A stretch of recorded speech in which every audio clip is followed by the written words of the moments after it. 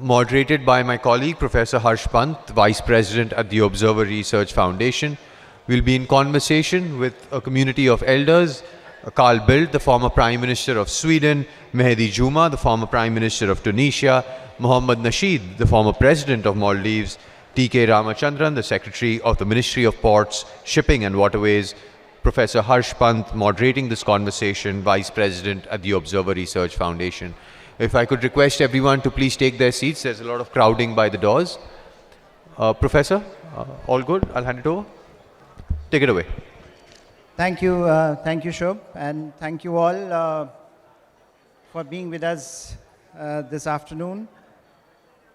Gateways and debt traps, that's what this panel is titled as. One can also say gateways or debt traps, given the nature of this conversation as it has evolved over the last few, I would say, decades. In some ways, what we have witnessed over the last few years is this great demand for infrastructure, for ports, and the last session that you had was on shipbuilding, so you can see how that is linked to this. Given the infrastructure development, the development of maritime infrastructure has been a long-standing demand of a large part of the world to link it to the larger perspective of globalization.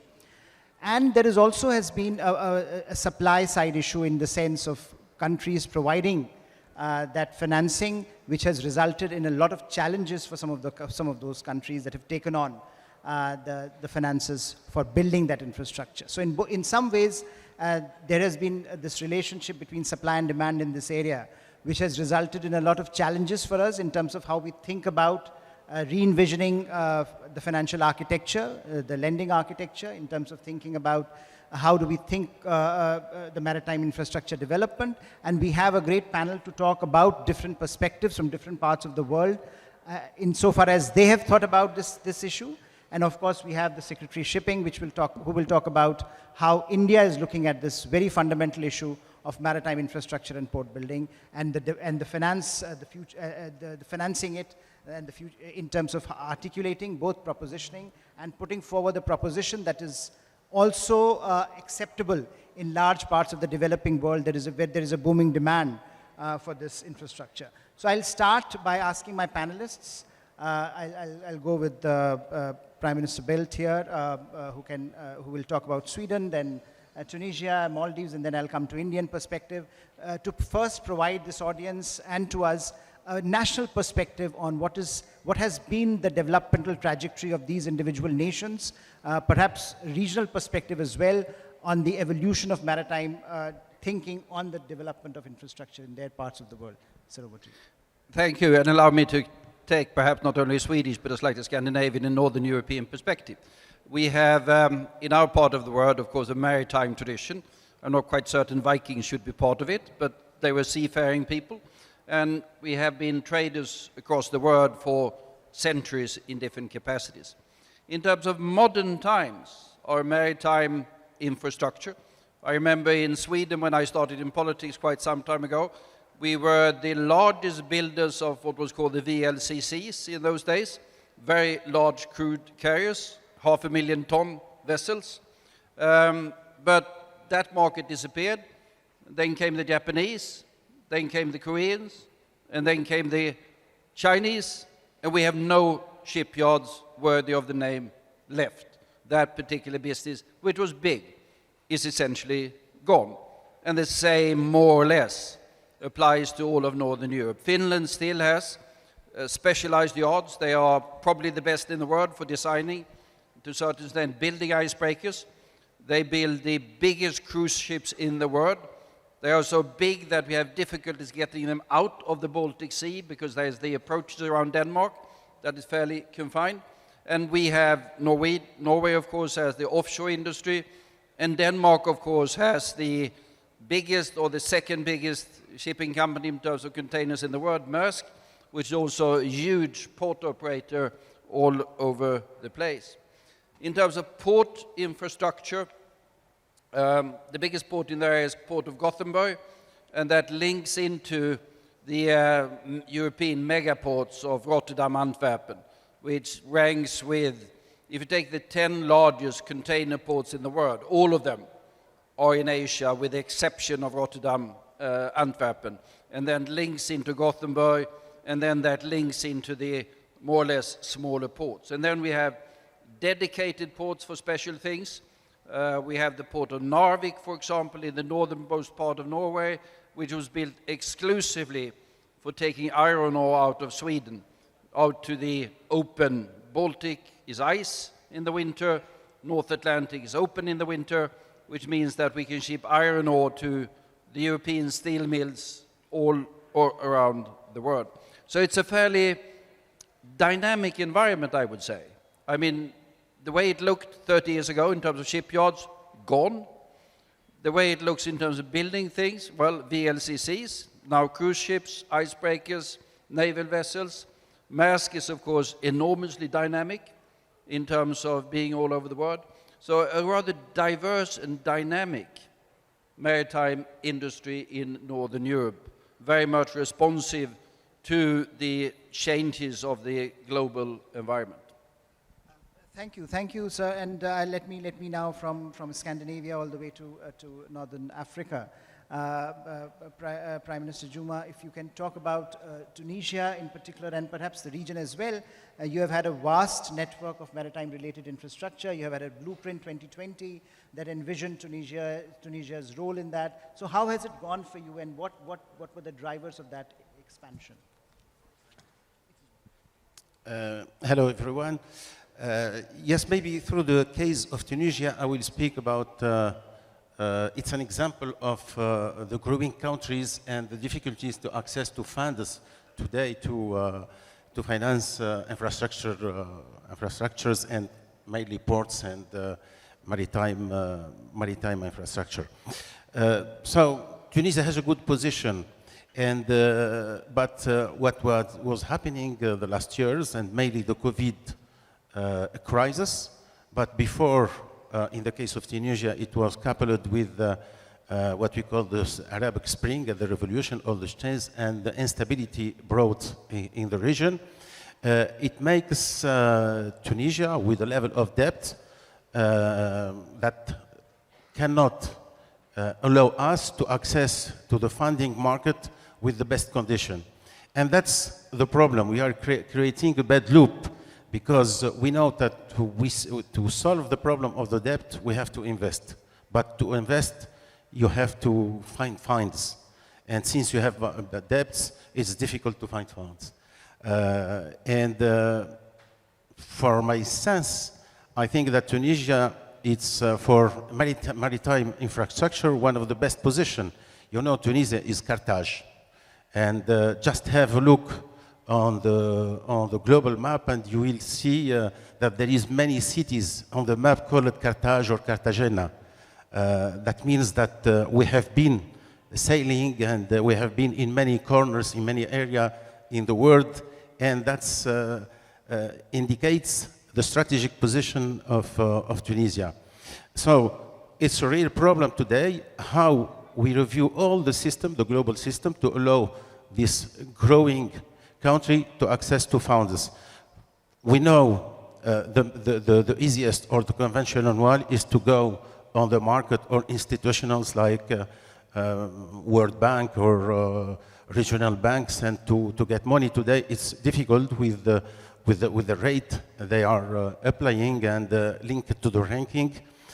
So we are working in many other tools how to fund that.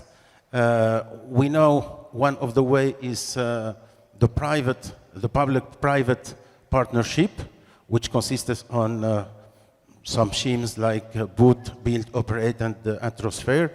But many other tools, like today we can imagine the crowdfunding linked to the blockchain, because we know there is everywhere in the world private sector, private funds, big, small funds, even persons who are ready to invest with a lower profitability if it's an investment with impact on the environment, which is sustainable, And I think that's the choice we are making today, is to go through that direction for a sustainable and respectful of the environment. Just one word, because I'm here as a representative of Club de Madrid with my colleague, former Prime Minister of Sweden. And Club de Madrid is really committed in that direction since a couple of years. And we are working hard on that, how to contribute to review the global system, a financial system, the system of the tax, the debt, the governance of the international institution, to allow an easier access to the funding for developing countries and for the development of infrastructure with respect to sustainability. We are happy because there was the adoption in the last World Forum of what we call the Pact for a Better Future, Sustainable Future, and we are preparing the 5th conference in Spain, where we in the summer of 2025, and we hope that we will really go through the implementation, because many decisions was taken, many ideas are very good, and we can repeat them for a couple of years. But today we know that we have really to go to implementation and to face all these challenges. And I think that here the place is the right place today to advocate that, because we are again in the change, the big reconfiguration of the world, and I think that the funding, the financial question of infrastructure in general is a part of the new design of the new world. So we are relying on India, like many other actors in this global south, to advocate an easier and fair access to the development funds. Excellent points, Prime Minister, on financing, and we'll come in the next round to this specific question.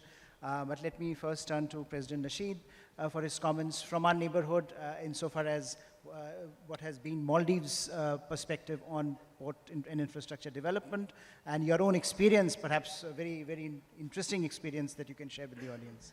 Well, thank you very much, Professor. The Maldives first is not a small island state. It's a large ocean state. We occupy the navigable parts of the Indian Ocean. We are 1,000 kilometers from north to south and 600 kilometers from east to west. More than 60% of trade between the west and the east actually passes through the Maldives. Up until the mid-1980s, Maldives was the biggest seafaring nation in the Indian Ocean. We had 80 ships, but with unitization and break bulk becoming uneconomical, containerization, we lost the trade. Bangladesh started a shipping line with a ship chartered from the Maldives. I like to make 3 points, I think. One, this mega port idea in the Indian Ocean has driven our countries into debt. And these are stranded assets. Huge ports developed in Sri Lanka. Hopefully Maldives hasn't yet done that, but there is always talk about a mega port, transshipment port in the northernmost atoll. There is always this talk going on. I try to suppress it every time. If you look at the Gauda port in Pakistan, it has from built to now only received 22 ships. Hambantota port in Colombo, in Sri Lanka. And you go on, all the ports, any port in Sumatra, any port in East Asia, any of these big ports are debt traps. We can't, infrastructure usually takes 10 years for it to start giving you a return. The grace period of the debt at most is 2 years. And so when you start having to pay your loan, you are paying from other revenue sources. And our economies don't have the resilience to do that. And therefore, Pakistan has gone default, Sri Lanka has gone default, Bangladesh is on the brink of default, the Maldives is on the brink of default. And you go on, Seychelles, Mauritius, Comoros, all these countries are on the brink of default because of these heavy infrastructure expenditure. My suggestion is that we don't do the same thing as the Road and Belt Initiative, which has brought our countries to the brink of default, but we build small ports, small ships with high frequency and feed into bigger ports that are elsewhere. Maybe if you don't have an hinterland consumption, then you are not able to make a break-even port. Now, India probably would have a hinterland consumption enough for it to break even, and therefore it would be far better for Indian Ocean islands and the rim countries, including Lamu and Mombasa and Adan and Socotra, all of these people to feed into the mega ports and give up the idea of producing these big, huge ports. I think this supply chain nonsense is another huge burden upon our countries. Gandhiji said it, that if it was wrong to get cotton from Calcutta and take it to Manchester, make it into cloth and bring it back and sell it to India, it is still wrong. It's worse now. You buy the cotton raw material from one place, semi-process it in another place, then cut it in another place, have a label on another, and then have a consumption elsewhere. More than 6% of global emissions are from shipping. And all this kind of moving around and all this transport is not necessary, and we must see. I am glad that the port director, the Indian director, has mentioned that India's idea is to process where the raw material is, not to bring the raw material to another place and then process it and sell it to someone else. All our countries, in Africa, in Asia, we export 70% of our raw material raw, and we are not getting the value for it. We export our fish, more than 70% of it raw. But if you add value to it, it would be better. So when we go into this huge idea, I think it's worthwhile looking into it. India has 6,700 kilometers of coastline and 14,000 kilometers of riverbank. These are the most vulnerable parts for climate change. The impacts from climate change are mostly on coastal communities. May it be near the river. We saw what happened in Spain, in Barcelona. So it goes on wherever the impact is. Most of the impact is on coastal communities. The sea is becoming rougher. The winds are stronger. The swells are higher. The rain is more. The drought is longer. We know that this planet is on a tipping point. So we can't push the planet off by unthoughtful development efforts. I am glad that the minister suggested that the economy would not be at the expense of ecology. If we do that, we will fall. Finally, on biodiversity and the health of the ocean. The ocean is the biggest carbon sink. And if we are going to destroy the ocean with more pollution on it, then certainly we are not going to have the sinks to absorb the carbon. So these are the few points that I would like to mention. Thank you, and I think in the next round we'll return to a few of them, President. Let me now invite Shri Ramachandran, Secretary, Ministry of Ports, Shipping and Waterways, India, to give us an Indian perspective on how we are envisioning this particular aspect of port and infrastructure development as part of a wider maritime strategy that we have conceived. Good afternoon. I'm a bit overawed and overwhelmed, but quite pleasantly surprised to be part of a panel of presidents and prime ministers. I'm sure ORF had their reasons for putting me in this panel. Nevertheless, the India story is by now quite well known, at least to most of the audience here. We have a vision for 2047, and the vision looks at development of ports, achieving about 10,000 million tons per annum from about 200 odd ports in the country, both public and private. The second pillar is the shipping pillar, which we think is something that we need to concentrate on, if only because we haven't done it over the last few decades. Therefore, we need to really pull up our socks and from 1% of the tonnage, the world's tonnage, we need to really ramp up. Similarly, 1% of the world's ships are built in India, so we need to improve on that as well. So shipping is going to be a very important part of our vision. And of course, to finance all this, I think that will come in the next round of your questions. To finance all this, we need money. And the entire ecosystem, we are not just looking at parts, but we are looking at the ecosystem, which means financing, insurance, ownership, leasing, chartering, building, repair, recycling, flagging, management, crewing, manning. I mean, the entire set of components of the shipping ecosystem, we are looking at that. So I think the vision document that was released by the Honorable Prime Minister is quite comprehensive, and we are sure that by 2030, when the first leg of this vision gets implemented, we will have achieved a lot of success in what we have set out to do.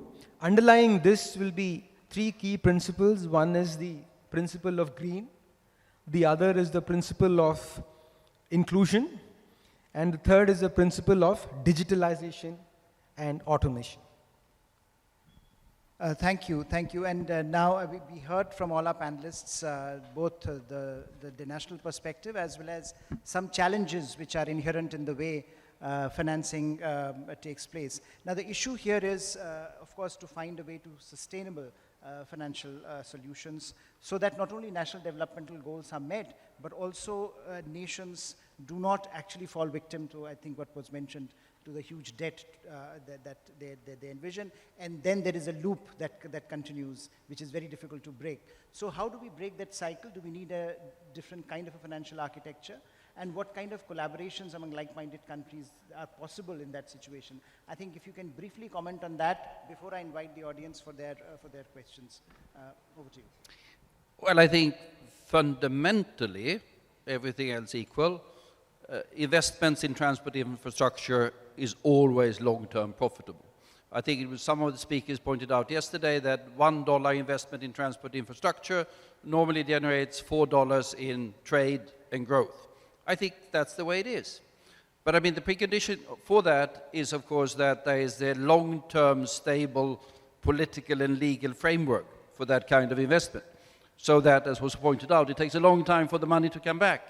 So in order to make that investment and make certain that it pays over time, you need that stable legal and political environment.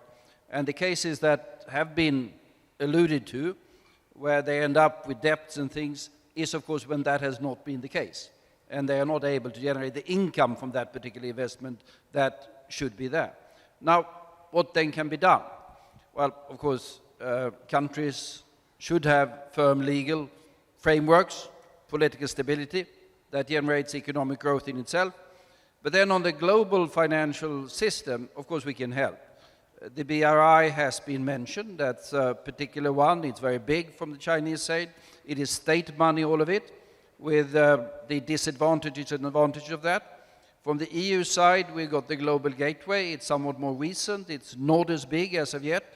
And it's different in one respect, which is critical. It's not only public money, it's public-private money. And I think that is a big advantage, because the private sector, when they goes into this particular kind of project, that tends to be somewhat more diligent in looking at the details and whether it's going to be sustainable over time. When it's public money, there tends to be too much politics in it, and they tend to make shortcuts. That tends to be very expensive long term. So what we've seen now is, of course, the EU is invested in or involved in Dakar port, the green transformation of port in Jakarta, the Walvis Bay in Namibia, the port of, quite a number of Alexandria, to take an important port in the Mediterranean region. And these are all public-private, they have a sustainability element, they have a long-term approach it. And in addition to that, of course, the IFIs with the World Bank, which has to a certain extent the same approach. So when you don't have by itself in the country that firmness of the legal and political situation, then I think these particular solutions, the IFIs, the Global Gateway, is the way to address the issue. Prime Minister, if I can just continue on this, I'll come to you, sir. Because you mentioned Global Gateway and you mentioned other aspects which are kind of providing an alternative to perhaps BRI was the only game in town. Now we have alternatives, but there have been concerns that somehow you always have this problem of long-term versus short-term. There is an immediate need versus a long-term view of governance which you are bringing. How do we balance the two? Well, I think you need to combine them. I mean, if there's not the long-term viability of the project, it's going to collapse. So if you're only short-term, if you're driven by your short-term political considerations, the political leader of that particular country needs to wave a flag and inaugurate a port. That's going to fail. If you have partners coming into that particular project that looks at the long-term sustainability, it might be that there will be less of political flag waving, but there will be the durability of the entire project. I mean, you can't do short-term things, because if you do short-term things, you end up in long-term problems. Prime Minister Juma, you had, in your initial intervention, you had touched upon the loop, the debt and financing loop. So how do we break that loop? And have you had any experiences in terms of developing an alternative to the financial architecture that we were talking about? How do we move the needle on the financial architecture to a point where some of the developing countries are able to take greater advantage of that architecture? I think the best way to answer this question or to see the solution for this question is to think globally. We see today that everything happening locally is impacting globally everything. We are speaking about the maritime. We see that the crisis in the Red Sea today, it's impacting the whole world. So I think that we have to introduce more criteria than the only profitability. And today that's the problem. We are on a system with a ranking, or sometimes for some power countries, they can introduce another criteria which is their political interest. Today we have global challenges, the environment, the climate, the green issue, and today in this new governance system or architecture of the financing, we have to introduce this criteria. And it's the interest of everyone. If we have an issue with the climate, it's for everyone. If I have an issue, security issue, it's for everyone. So that's the subject. And inside Club de Madrid, for those who does not Club de Madrid, know Club de Madrid. Club de Madrid is the club or the foundation of the previous elected head of governments and head of states. We have many discussions, and we know today what is the way really to do that, is really to rethink the organizations, because we know that the situation where we are today in the global governance and in the financial governance, it's more corresponding to the post-Second War situation and not today. And in this reconfiguration, this rethinking of the new world, we hope that we have a new governance taking into account all these global issues. You know, one thing, we know that there will be big movement of immigration of people if we stay with unbalanced world like we have today. So to invest, to make the access of the funding, to make a new architecture allowing this developing country to access to funds for infrastructure and for its development, it's a way to solve this global issue. Otherwise, even though you are in the best position, financial position, you know that you will be impacted by the neighbor, or even more than the neighbor.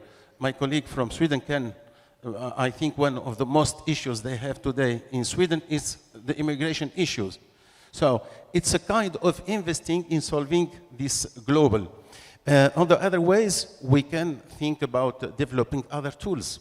You know, today, even though we don't have a direct access with the best condition to the funding, we can give guarantees, we can give risk mitigation. For example, we can imagine that this global institution or international institution will help to give insurance or risk mitigation against the political risks. So there is many other ways to think that this issue, but the main idea here is to act locally, but to think globally, because each thing happening in each corner in the world, it's impacting everyone. So let's introduce the impact criteria beside the profitability criteria. Thank you. President Nasheed, you talked about Maldives, the experience of the Maldives, as well as some of the other cases in the neighborhood that you touched upon. What are the lessons there when it comes to global financial architecture? What can be improved upon? How can we access finance that allows us greater viability for these projects and greater sense of ownership of these projects for these countries? Well, thank you. Prime Minister Joma has mentioned most of it. We say that make finance fit for climate. First, recapitalize the MDBs, the multilateral development banks, both Bretton Woods institutions, IMF and the World Bank. Now, the shareholders of these two institutions are not willing to recapitalize it, and also they are not willing to relent on shares to people who want to capitalize it. My understanding is India and China wants to capitalize it, but they would like to have more shares with their money, which is very, very reasonable. So one thing is a global order where holders of the Bretton Woods institutions relent on their hold. Then secondly, DSA, the debt sustainability analysis. The IMF is not taking climate into account when they're doing their DSA. So please bring climate into account, or else you restructure a debt, and with the next monsoons, you're back in square one. This is the 17th time that Sri Lanka is restructuring its debt. 24th time in Pakistan. 19th time in Ghana. So DSA is not bringing you to sustainability, but it is sustaining you in debt. We really have to understand that it is the prescription which is now has to be changed, and not necessarily only the patient. I know debt is because of three reasons, in my view. One is bad governance, corruption in our own countries. A third, because of bad weather. And third, because of the lender. So we need reforms in all these three areas. So in short, we need longer terms, low interest rates, greater grace periods. And to do that, we need to recapitalize. Thank you, and I would come to Secretary Ramachandran, but I would also invite you now, audience, for their questions, comments, and observations. If you can come to the mic and we can start the conversation. But sir, over to you. When it comes to India and India's sort of role, I think all of them touched upon two broad aspects. One is, of course, the nitty-gritty of funding. The other is the broader issue of global governance. And on both issues, India has had a very distinct voice to be put on the table. So if you can elaborate on that. Yes, a few things that I think India has done right, among many things, is that one, the institutional setup and the processes, the due diligence processes, and the capacity building, all these things I think we have really done them well, and we've invested in them, and therefore I think that is yielding results. Of course, sometimes it slows down the process, but I think having institutional structures, the office of the cabinet secretary, the finance ministry, and n number of other players, each of whom is looking at your proposal with a very fine toothed comb. And finally, of course, it delays things, but you end up getting the project well appraised. So that I think is important. The second thing is the second thing is availability of funding mechanisms. While we do access international funding sources like the World Bank or the ADB or JICA or the other multilateral agencies, we've also created our own funding mechanism like the NABFID or the NIIF, which give both equity and debt funding. So funding mechanisms which blend grants, low interest rate debt, and of course market debt. So these kind of funding mechanisms are required. Thirdly, PPPs. I think in the shipping sector at least, I'm glad to tell you that the PPPs have really taken off. So I'm expecting that by 2030, almost 80 to 90% of our cargo in the government ports will be operated by, handled by the private terminals. So PPPs are a good way of attracting funds to the ports and shipping sector. And finally, I think collaboration. There's a need for collaboration with of course, G2G or with multilateral agencies. And we have several examples of this. For instance, we have the Chabahar port, and then we have the Sitwe port in Myanmar, Kankesanturai in Sri Lanka, and so on. So collaboration is one method of ensuring that these projects, a larger number of stakeholders are part of these projects so that they just don't die simply because the debt became a problem. So to sum up, so institutional mechanisms, governance and processes. 2, ensuring PPPs are on board.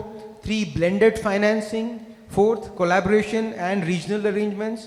And 5th, ensuring that you have your own development funds, like the Maritime Development Fund, which we are proposing in this country, which is going to be a huge fund, which will a lot of people can participate in this fund, and from abroad, from within India, from the private sector, from government. So all these things, I think, have helped India at least not get into this debt. Thank you very much, and I think it responds to a number of things that were also said by others in terms of what perhaps can be done. I have people lining up for questions, so if you can briefly introduce yourself and tell us whom you are asking the question to. Hello. So, good evening, panelists and ladies and gentlemen. This is Naman Raj Gupta coming from South Asian University. My question is to Sri Ramachandran sir. Specifically talking about the economies of scale that is being developed by and established by the leading shipbuilding players like China, Japan, and South Korea.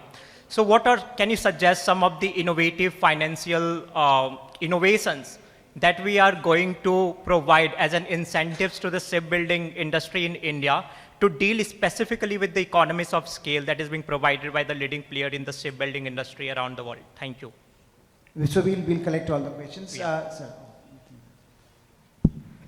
So my question is to Mr. Nasheed. Sir, you have come up with a very scathing criticism of lending, multilateral lending agencies, etc. So what, and India and China being so keen to recapitalize these banks, what prevents India and China and other big countries in South to start their own lending agencies? What is it that holds you back? After all, you're bailing out your own people. Go ahead. Hello everyone, my name is Promit Lahiri. I am the Legislative Assistant to a Member of Parliament in Lok Sabha. I'm very glad that today panelists are discussing about the climate finance infrastructure, the architecture in general, because it's very important given the fact that COP29 is happening at the same time. So I would like the thoughts of not just of one panelist, but all panelists, if possible, on the fact that how can the G77, that is the Global South, how can they come together to a solution where they can offer multiple approaches to climate finance, given the fact that a lot of finance is not flowing from the global north since past COPs? Thank you. Go ahead. Good evening, everyone. I am Robin Singh from Jabalpur. As Indian, we have great regards for Quad, but I want to ask the point of view of the respective dignitaries as the former heads of state. What is their take on Quad, and how Quad can cooperate on with other countries for maritime security of Indo-Pacific region, and how Quad can help other countries for to prevent them from becoming prey of debt trap. Thank you. Yeah, it's not directly related to the panel, but I'll let the speakers decide. Yes, ma'am. I'm Kavita Satvi. I'm General Manager Finance, Kamarajal Port We Limited. can't hear you very well. I'm Kavita Satvi, General Manager Finance, Kamarajal Port Limited. We were talking about Triple P participation, and being in the port, I know that this Triple P model has been very successful. But since we discussed in the previous sessions also that maybe design, technology-wise, we do not have the capabilities for the shipbuilding, and this requires a very massive capital investment. So is government, maybe question to Secretary Sir, is that whether we will be also allowing foreign direct investment up to a certain percentage in this particular sector, just like we have done in aviation and other sectors. So that can boost and bring in the other soft capital requirements into the country. Thank you. And the final question is. Thank you. Thank you, everyone. My name is Shashwat Koirala. I'm an economist at the OECD, and I lead our work in sustainable ocean economies in developing and emerging countries. And I wanted to ask about the fragmentation of the financing landscape. We already know that the climate finance landscape is quite fragmented, but as you see, especially with the ongoing negotiations for the Global Plastics Treaty, there's a new priority emerging. We also have the Global Biodiversity Framework and the financing needs for that. So, it's quite conceivable that there are multiple financing needs, multiple financing streams, and this naturally risks creating a really fragmented landscape, one that kind of maybe even sidesteps the question of development. So I wanted to just ask how we go about avoiding that fragmentation and whether you see that as a risk already from your experiences. So it's for all the panelists. Thank you. Thank you. And actually our time is up, so I cannot give you a lot of time, but if you can be very brief, so I'll start from the Secretary.